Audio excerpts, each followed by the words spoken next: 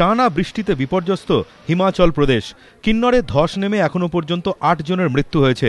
ধসে বেসামাল সাংলা কলপাও। বিস্তীর্ণ জায়গায় যোগাযোগ পুরোপুরি বিচ্ছিন্ন। বিপর্যস্ত টেলি এবং বিদ্যুৎ পরিষেবা। ধস নেমে বন্ধ হয়ে গেছে হিন্দুস্তান তিব্বত জাতীয় সড়ক।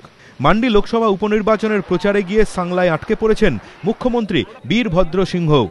বিরামহীন বৃষ্টিতে ফুঁসছে হিমাচলের নদীগুলি। একাধিক জায়গায় বন্যা পরিস্থিতি তৈরি হয়েছে। কিন্নর সহ একাধিক জেলায় আটকে পড়েছেন হাজার হাজার দেশি বিদেশি পর্যটক।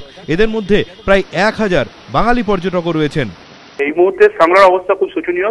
লাস্ট ৩ দিন প্রচন্ড বৃষ্টি হচ্ছে নন স্টপ, এবং বৃষ্টির থামার কোনো লক্ষণই আমরা দেখতে পাচ্ছি না। চারিদিকে মেঘ করে রয়েছে। আর দ্বিতীয় কথা যেটা হচ্ছে, সবচেয়ে বড় যেটা জিনিস হচ্ছে, আমরা যে হোটেলে রয়েছি সেখানে বিদ্যুৎ ব্যবস্থা ছিন্ন হয়ে গেছে, যার ফলে আমরা আরো সঙ্গীন অবস্থার মধ্যে পড়ে গেছি। জলের সরবরাহ বলতে গেলে নেই।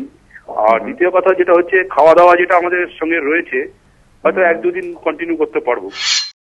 হিমাচল প্রদেশের মুখ্য সচিব সুদীপ্ত রায় জানিয়েছেন, কেন্দ্রীয় স্বরাষ্ট্র সচিবের সঙ্গে তাঁর কথা হয়েছে। উদ্ধার কাজে জাতীয় বিপর্যয় মোকাবিলা বাহিনীর ২টি কোম্পানি পাঠানো হচ্ছে। মঙ্গলবার দুপুরের দিকে আবহাওয়ার উন্নতির সম্ভাবনা রয়েছে। সেক্ষেত্রে হেলিকপ্টারে করে কিন্নরের বিভিন্ন জায়গায় ওই বাহিনী নামানো হবে।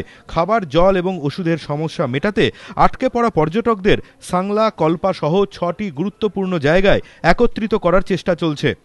তো আমরা আর্মি অথরিটিজের সঙ্গে, কেন্দ্রীয় মন্ত্রণালয়ের সঙ্গে যোগাযোগ করে যতভাবে সাহায্য পাওয়া যায় আমরা চেষ্টা করে যাচ্ছি। যেহেতু এটা আমাদের একটা নৈতিক দায়িত্ব, এবং পর্যটক সে আমার নিজের প্রদেশেরই হোক বা বাইরের হোক, তাদের কোনোভাবে বাঁচিয়ে বার করে আনায় সেটা আমাদের কর্তব্য, এবং সেটা আমরা করার জন্য চেষ্টা করছি এবং সফলও হব।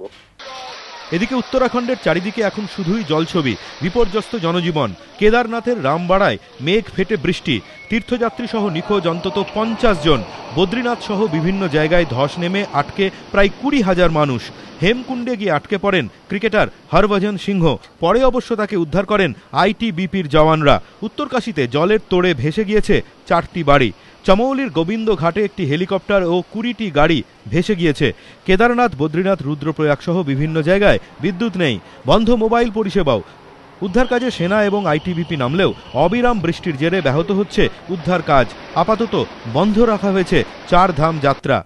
অন্যদিকে টানা বৃষ্টিতে বিপর্যস্ত দিল্লি এবং মুম্বাইও।